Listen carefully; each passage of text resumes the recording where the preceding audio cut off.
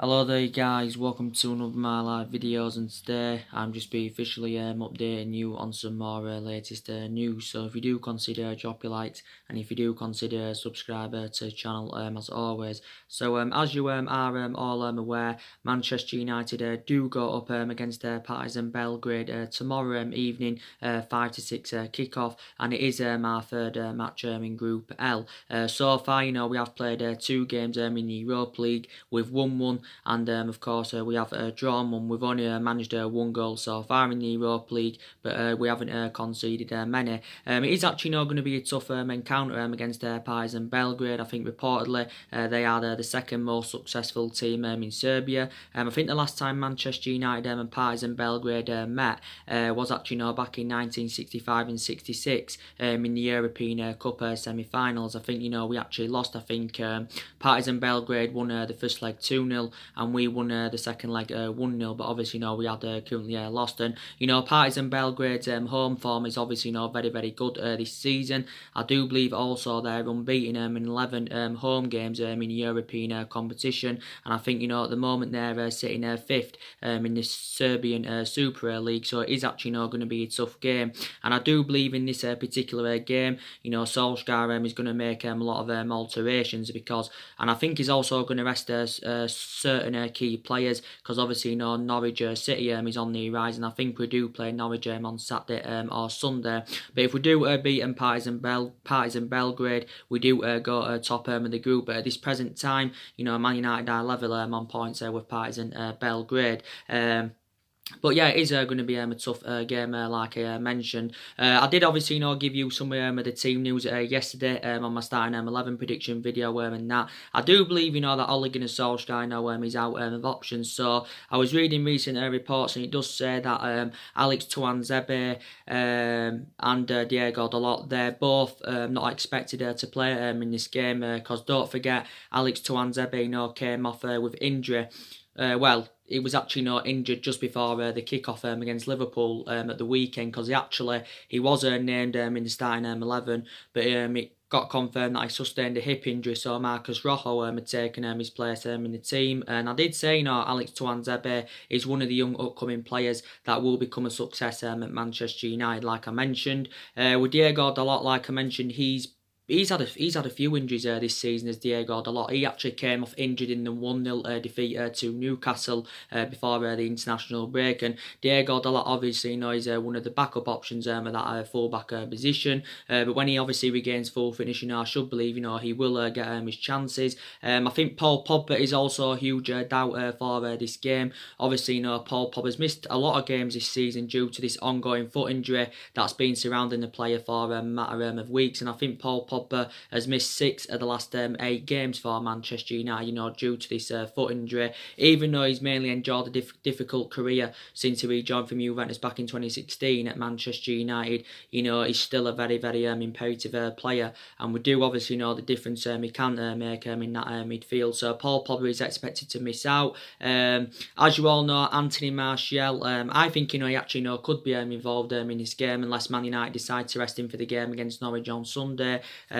Martial's obviously just recovered from injury, because he did come on as a substitute in the Liverpool game. So that's very, very good news, because like I said, Martial was out with a thigh injury, and before he actually sustained the injury, he enjoyed a very, very good start to this season, did Anthony Martial. I think he scored 2 goals and provided an assist in his first 3 games. But yeah, and for me, Martial is more effective in that central position. But Man United did assure at the start of the season that he has been given that number 9 shirt, and like I mentioned, we have got quite a few attackers that can play in that number 9. You've got Martial that can play number 9, Rashford that can play number 9. Rashford's been mainly fulfilling Martial's number 9 position, obviously due to his absentee, and obviously Mason Greenwood can play him as a number 9. But like I mentioned, Martial is actually predominantly plays out wide on the left, but he is more effective in that central position. But Martial's done well for the football club. He's had some bad periods in that, but I think prior to that he's done well. He's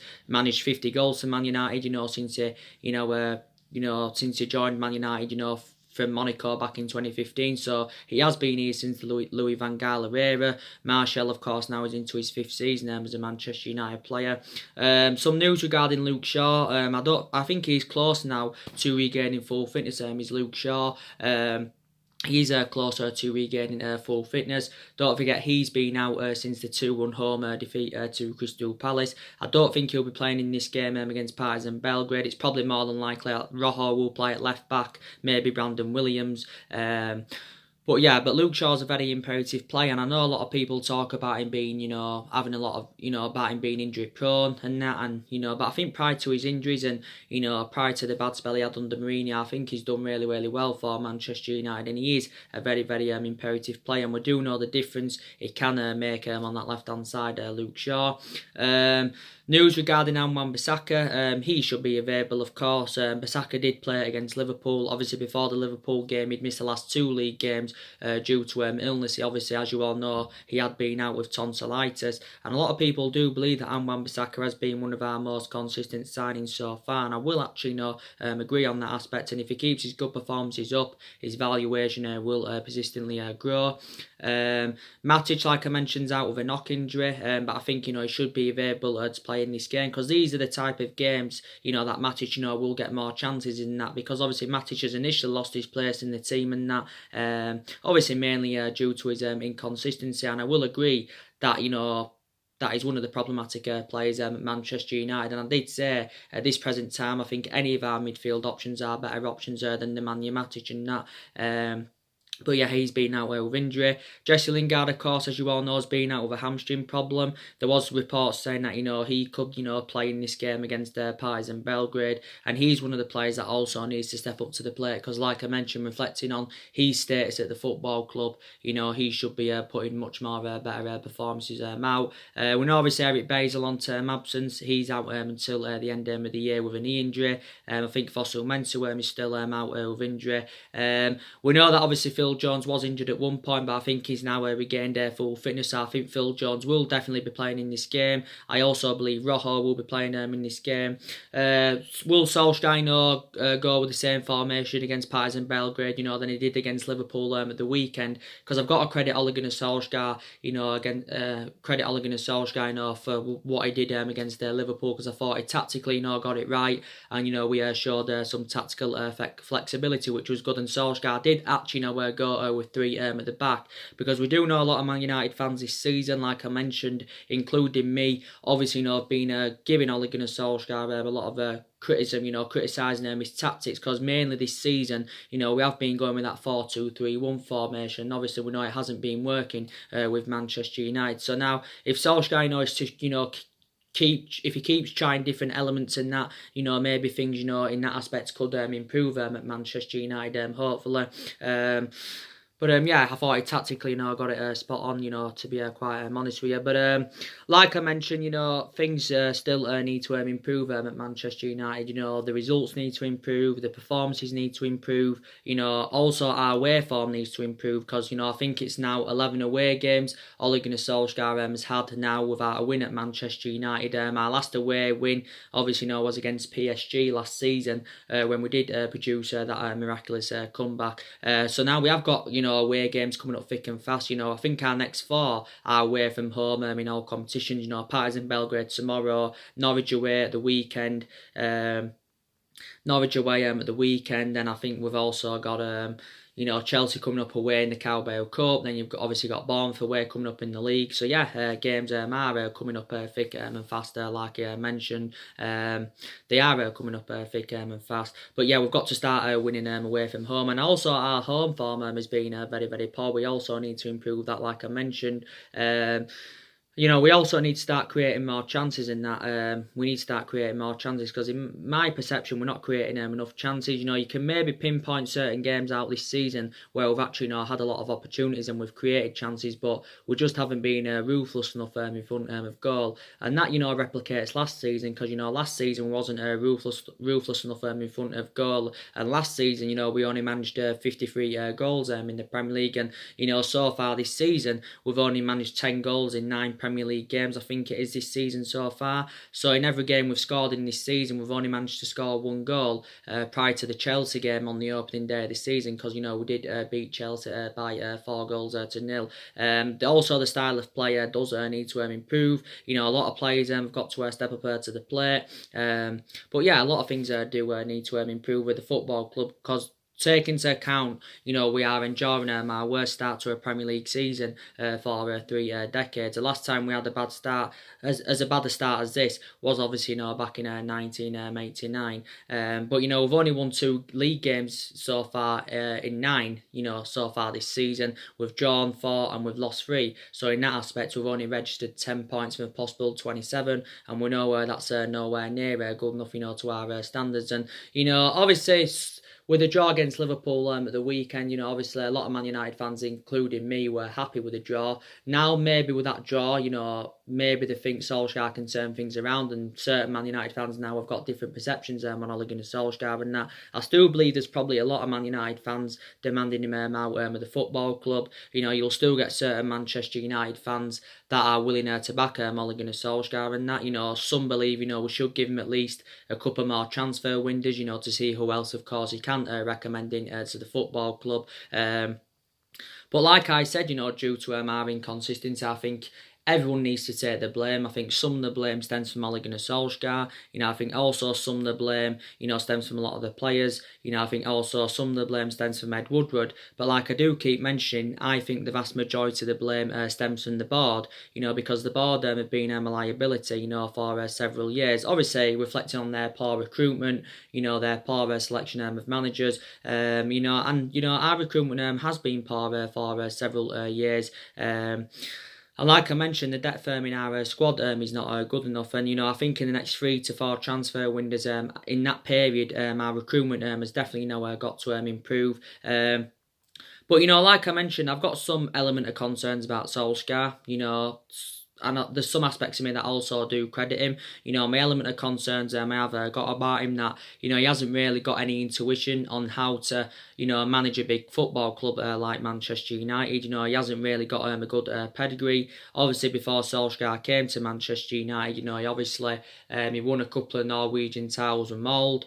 Obviously, before he was at Mould, he had a really short tenure with Cardiff, and he only lasted around 30 games for Cardiff, and he actually ended up getting Cardiff relegated. So this is why obviously he got sacked, and certain Man United fans fear if we had to keep Solskjaer until the end of the season, that he could replicate at Man United what he actually did with Cardiff. But like I mentioned, I can't see the club going down, because the clubs are too big. There's too much money and that into the football club. So I do hope Solskjaer does turn things around at Manchester United and that. I still don't think he's the right man in my opinion. Obviously a lot of Man United fans will have different perceptions than me. Obviously Solskjaer and Ed Woodward obviously have got the same perceptions, because Solskjaer came out and he insisted he's the right man for Man United. He's the right manager, to elevate this club forward. And Solskjaer did say he's never felt like the job is too big for him at Manchester United. And also Ed Woodward did say he insists that he's backing Ole Gunnar Solskjaer 100%. But for me, I think the board do need to assure structural changes at the football club, and whether they can assure these structural changes or not, I do not know. But maybe, us getting rid of Solskjaer now at this present time, or, getting rid of him just before Christmas, probably wouldn't solve a lot of problems at the football club. But, some people are saying maybe we should give him a couple more windows and that, because obviously he is still in the process of rebuilding this Manchester United squad, and analysing the majority of this Manchester United team, it isn't Ole Gunnar Solskjaer's anywhere, like I do keep mentioning. The vast majority of this team is Jose Mourinho's, because taking into account Jose Mourinho recommended 11 players into the football club, and now obviously Ole Gunnar Solskjaer is inheriting the vast majority of them. But, I do believe that Man United, will give probably Solskjaer at least until January, or maybe until the end of the season. I know there was reports reflecting out the other week saying if we do fail to beat Norwich at the weekend, then that could be enough to sack Ole Gunnar Solskjaer. If not sack him, put his job in serious jeopardy. And it did get revealed how much it will cost Manchester United to sack Solskjaer, and reportedly will have to pay around £7 million in compensation to get rid of him, which is around half or below half than what we paid to get rid of Jose Mourinho, because we paid around 19 or £20 million to get rid of Jose Mourinho. But I think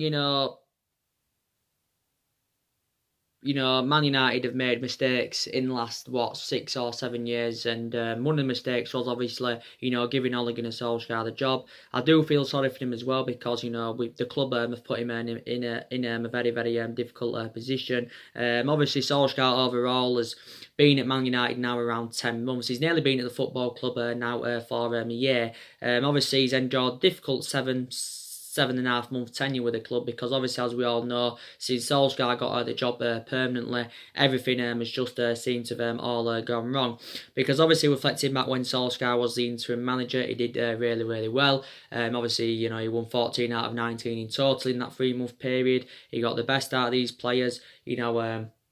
He got the best out of these group of players. The results were good, the performances were good, and he exceeded expectations. And whilst he was the interim manager, my perception on Solskjaer was he's the right man to turn Manchester United around. But obviously, since he's got the job permanently, obviously, in the last 7 months or so, my perception has obviously changed. But maybe he does deserve a bit more time at the football club. And I thought Solskjaer was also a great player for Manchester United. That's another thing I do credit him for. He was a great player for us. He served 11 years at Manchester United and that. And like I mentioned, one of his most iconic moments as a player. Obviously, when he scored the goal to win us the treble back in 1999. That's one, like I mentioned, it's one of his most iconic moments as a player. Is Ole Gunnar Solskjaer, so he has got that proven pedigree as a player. I also credit him as well because he did recommend 3 good players to the squad during the summer. We spent around £145 million on Daniel James and Wan-Bissaka and on Harry Maguire, and they've all enjoyed fantastic starts to their Manchester United careers, to be fair. So they've actually settled in, really, really quick. So it's good during the summer that, we did address some of the problematic areas, but we didn't address all of the problematic areas. But, it had only been Ole Gunnar Solskjaer's first summer as Manchester United manager. But yeah, there is definitely still deficiencies in the squad that do need to be addressed without a shadow of a doubt. And it's good that Solskjaer and that's making plans for January. Also, too, Ed Woodward is making plans for January, and I think Solskjaer is looking to recommend. He's looking to recommend probably 1 or 2 players in January, because like I mentioned, I think we'll do the vast majority of our transfer business next summer. But I recently said, didn't I? I think we need at least 5 to 6, maybe even 7, world-class signings if we are to be back, to being a competitive elite level football club. And I was reading reports the other week, and it did say Man United were prepared to back Solskjaer with 8 new signings over the course of the next 2 summers, if Solskjaer, of course, was to be still at Manchester United. And this is what it basically said. But so we are aware, that a massive rebuild is needed at the football club. But I think, Solskjaer did say that he's keen on continuing the policy of recruiting young British players, like he did do earlier on in the summer and that. And so we have got, quite a lot of players on our agenda, who we could go in for in January and next summer. And I think, Solskjaer is actually aware of the expectations he has to exceed at Manchester United. And like I mentioned at the end of last season, and I think I also mentioned it at the start of this season, that, I mentioned at the start of this season that, our expectations this season, probably, we'll be able to finish in that top 4. So in that aspect, we can get back into the Champions League, because obviously last season we finished 6th and, we failed to qualify for the Champions League. And And obviously, I think, you could say that was one of the main factor reasons that went against us during the summer, because if you're not in Champions League football, then obviously in that aspect, it's going to be harder to attract players to the elite level. So this is why probably we didn't get all the players that we did want, during the course of the summer. And I said, at the start of this season as well, I expected Manchester United to have enjoy a better season this season than what we saw last season. I knew that, this season, despite that we brought 3 good signings in, I knew that we wasn't going to mount any kind of title challenge up. I knew, we wasn't, going to win the league. But I did expect us now at this point, to be much more of a commanding position, than winning now. Because obviously at the moment in the league, we are sitting 13th and we are just sitting 2 points above relegation. So, like I mentioned, everything has got to improve at Manchester United. And, Solskjaer is, our 4th permanent manager since the Alex Ferguson era. Obviously, we know that, we've had... I said, we haven't really got the structure to keep sacking managers, really. We're not even really known for the sacking football club, even though we've sacked 3 managers, since the Alex Ferguson era. Obviously, we sacked David Moyes after he lasted only 10 months at the football club. David Moyes, had a really short tenure with Manchester United. He only had a really short tenure with the club. The only reason he came in is because obviously Alex Ferguson recommended him in at that current time, because obviously, they were both Scottish and, they got on really, really well. And I think that was the only mistake, Ferguson did make, was recommending Moyes in. Then we got rid of Van Gaal after he served just over the year at Man United. He served just over the year at the football club. Despite that, he won the FA Cup, he still got the sack. Then obviously Jose Mourinho had a 2.5-year tenure at Man United. Obviously, despite the fact that he won the Europa League and the League Cup in his first season, he also, got the sack, did Jose Mourinho. Obviously, the 3-1 defeat to Liverpool last season ended Jose Mourinho's tenure at Manchester United. But yeah, so I just wanted to work out under Ole Gunnar Solskjaer, but I have got a lot of element concerns about it. If I'm going to be quite honest here, but we have got big ambitions for the future, and obviously those ambitions are to get back to being competitive and get back up there, winning silverware. Because like I mentioned, anyway, reflecting on the size and the potential of this club, we should be much more of a better position, than winning now. And I said, analysing our squad, it's definitely good enough for the top 4 finish without a shadow of a doubt, but it isn't good enough, to obviously win the league as yet. We haven't won the league since 2013. Obviously, that's almost 7 years ago now. I do like the quote that Ole Gunnar Solskjaer came out with, before the Liverpool game. He'd taken a dig at Liverpool in Jurgen Klopp, and he said it won't take Man United another 30 years to win another Premier League title, because obviously anywhere Liverpool haven't won the Premier League as yet.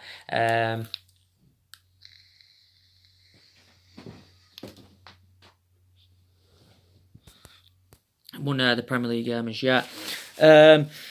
But yeah, now it's very, very essential, that we we need to start getting back to winning ways, and that we need to start winning games, registering more points, scoring more goals. So everything needs to improve at the football club. And overall, I think we've only failed to secure European football once.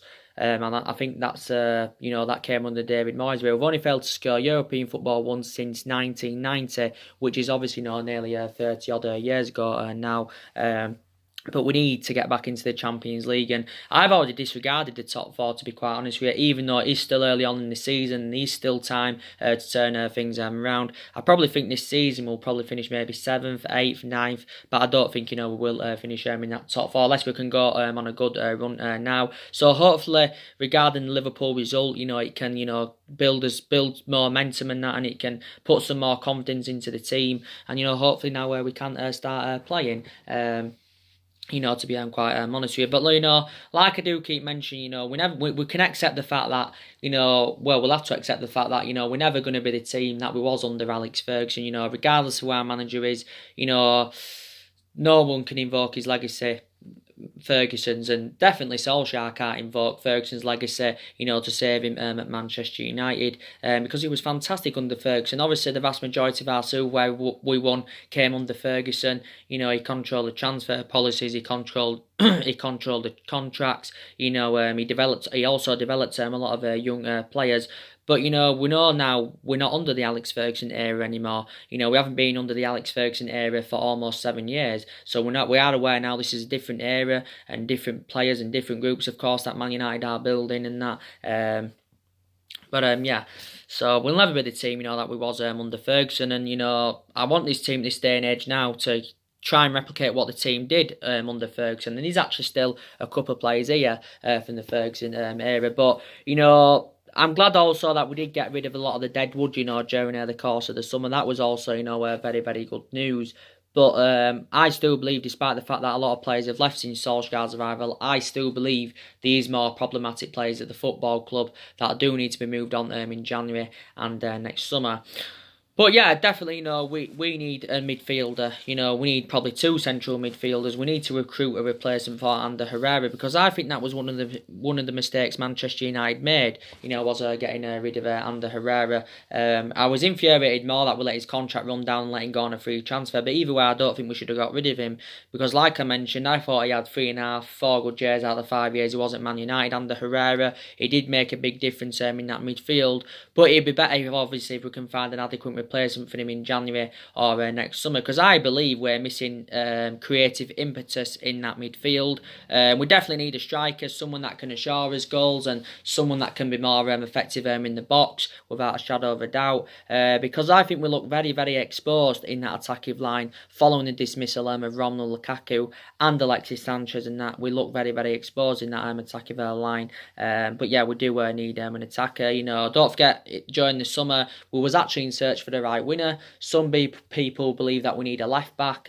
So these still areas in the squad, like I mentioned, that do need to be addressed. But it's just we'll just have to see, who we can try and get in January. To be quite honest with you.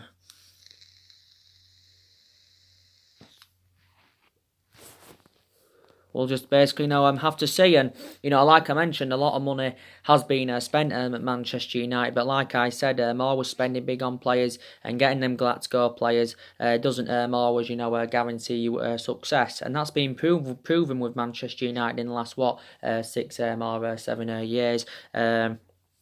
But I think, in all the managerial eras, since Ferguson left, I think Man United have spent around, £700-800 million on players, and that's just under £1 billion, and that's not taking into account, what was spent under Alex Ferguson. A lot of money's been spent at Man United. We've also now, like I mentioned, got players on big contracts at the football club. You've got Rashford on, £300,000 a week. Just the age of 21, you've got, Martial on £200,000 a week. You've got Paul Pogba on £290,000 a week. You've got Jesse Lingard on just over £100,000 a week. You've got De Gea on £375,000 a week. De Gea is the highest paid goalkeeper in the world. You've got him. You've got Harry Maguire on around £200,000 a week. So we have got players on substantial wages at the football club. And I do know also a lot of people talk about, Man United overpaying for players. And, we're well known for overpaying for players. Like I mentioned, prime example, we overpaid for Fred last summer from Shakhtar Donetsk. We paid just under £50 million for him and that. And a lot of people believe he isn't the long-term solution for Man United. I'd say give him more time. He's had the odd good game here and there for Man United. I think he's had a good couple of games this season as Fred.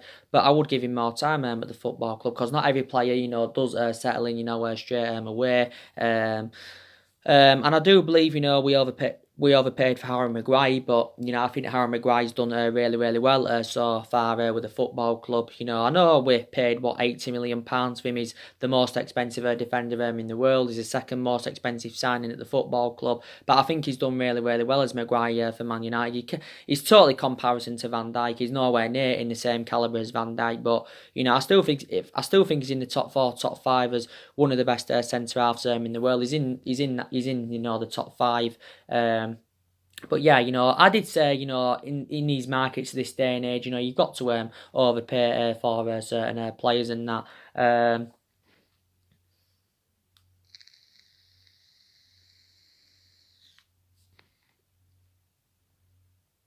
you've got to overpay for players and that. But Man United can do that. I know we're millions of pounds in debt, but we're a massive club. We've got a massive revenue, so we can obviously afford to do that. But I just don't like it, when we overpay for players and then let them go for next to nothing. Like we have done, quite recently. That also, really infuriates me. Yeah, and like I mentioned to you guys quite recently, if Solskjaer is to be sacked by the football club, then I think our next permanent manager is going to be Max Allegri, because there's actually been a lot of speculation going on about Max Allegri in the last 3 to 4 weeks of what I've been reading up anywhere. I think we've identified him as our primary candidate to replace Ole Gunnar Solskjaer at the football club. There's been other managers thrown into the equation as well who could replace him, but Max Allegri is the likely candidate, and I think a lot of Man United fans believe he would be the right candidate for the football club, and I think he's actually made it clear as Max Allegri that he's interested in taking the mantle on at Manchester United. Like I was reading reports yesterday, like I updated you on, it did say we've been told that we can that we will win the Premier League and Champions League within the next 3 years if we were to recommend Max Allegri in. Don't really know much about Max Allegri, to be honest with you. I know some stuff about him, and that reports reflected out the other week saying that he was in discussions with a football club, over his salary, what he would earn if he came to Man United, and it said he would earn around 6.5 million a year. Maybe just a bit more than that. He also said that he was learning English in preparation for his potential move, and it did say he assured a few things he wants to do if he comes in. He wants to bring reportedly Emre Can and Mario Mandzukic to Man United, and he also wants to recommend. He also wants to recommend Patrice Evra as one of his coaching staff. This is also, what he said. And obviously, Patrice Evra, anywhere, is a former Manchester United player. Max Allegri is managerless now. He hasn't been managerless for too long, though. He's only been managerless since the end of last season when he did step down as Juventus manager. Because don't forget, he did have a 5-year tenure with Juventus, did Max Allegri. Obviously, won the vast majority of his silverware there, and obviously got Juventus to 2 Champions League finals. I think also Arsenal are interested in Max Allegri, I want to mention, because obviously Unai Emery is under pressure with Arsenal, and a lot of Arsenal fans now don't think he's good enough, and Arsenal said anyway if they don't get the top 4 this season, obviously they want Unai Emery out. So if Arsenal do get Max Allegri, then and Solskjaer is to be sacked by Man United, we'll have to look at the possibility of getting someone else in that. But yeah, there has been a lot of talks about it, going on.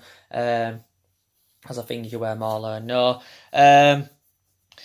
Solskjaer obviously, recently came out as well, and he's actually, defending the club's current structure. So what he means in that aspect is that he feels as though Manchester United, don't need to get a director of football in, because, for the majority of the summer, we was in search for a director of football. And I did initially say, that's one of the structural changes we do need at the football club. We need someone to come in who can oversee our transfer business, and someone who would be reliable to oversee our transfer business, and someone who's got the experience, and someone who knows the traditions of the club.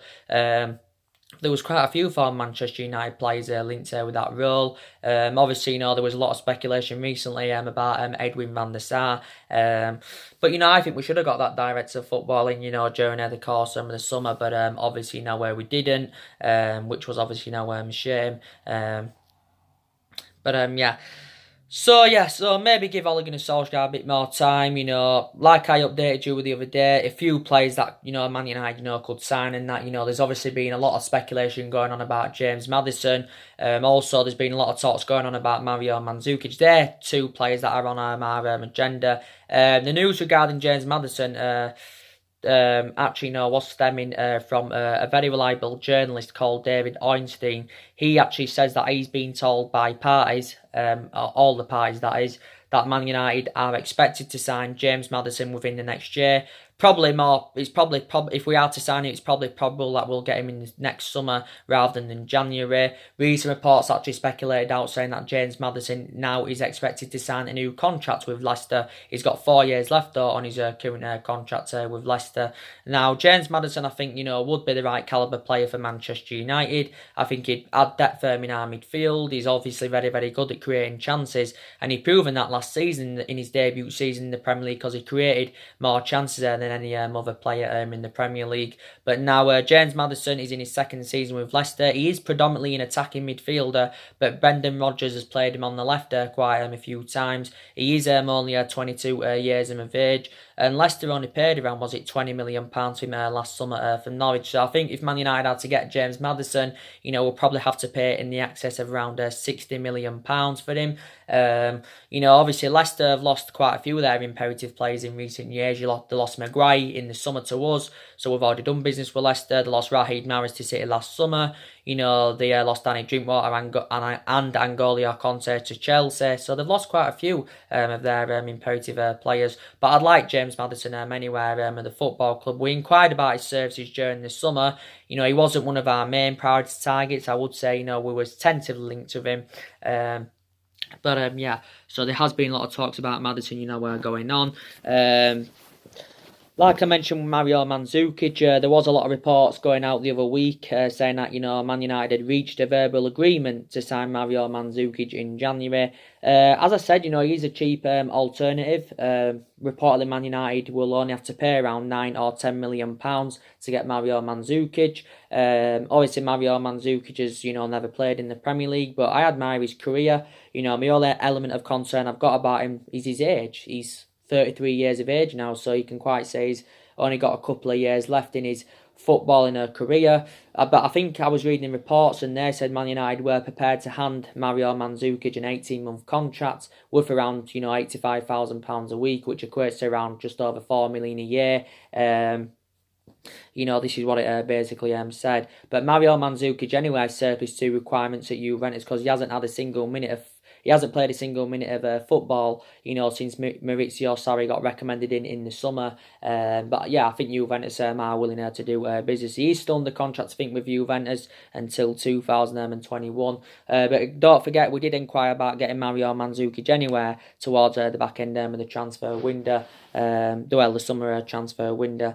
I think we're looking to maybe sign 2 attackers instead of just 1 attackers. I think it's in Ole Gunnar Solskjaer's plans, to get someone else in after Mario Mandzukic. But where we will see anywhere. But yeah, we definitely need to see further more investment in the squad, like I mentioned. But yeah, I'd love James Maddison in. He'd address our midfield, and Mario Mandzukic, I'd like him in. I think there's probably better options than Mario Mandzukic, but he's actually available for a reasonable figure. And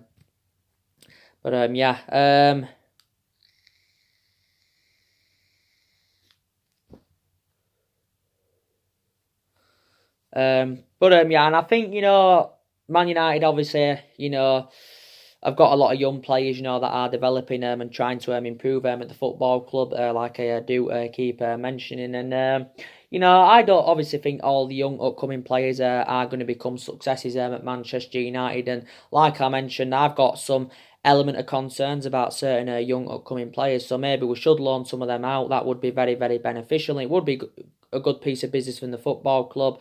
Because, we should loan some of them out because maybe they're not good enough to represent Man United. Maybe, they're not getting the opportunities that they would like, or etc, etc. There was reports the other week coming out saying that in January it's very probable we will loan James Garner, Angel Gomez, and Chong out in January. So they're 3 young players, we could loan out in January in that.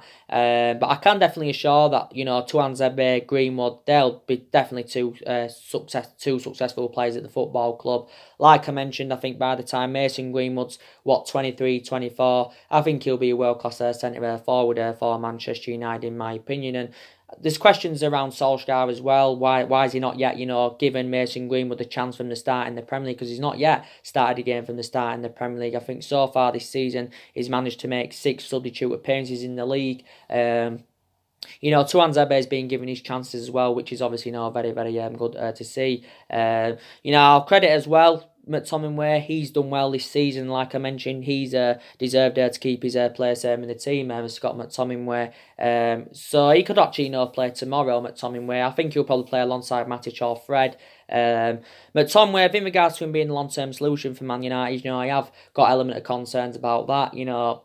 But, you know, he's deserved to keep his place in the team. I think he's played between the lines well. His defensive contribution's been good. So I've been very, very impressed there with McTominay.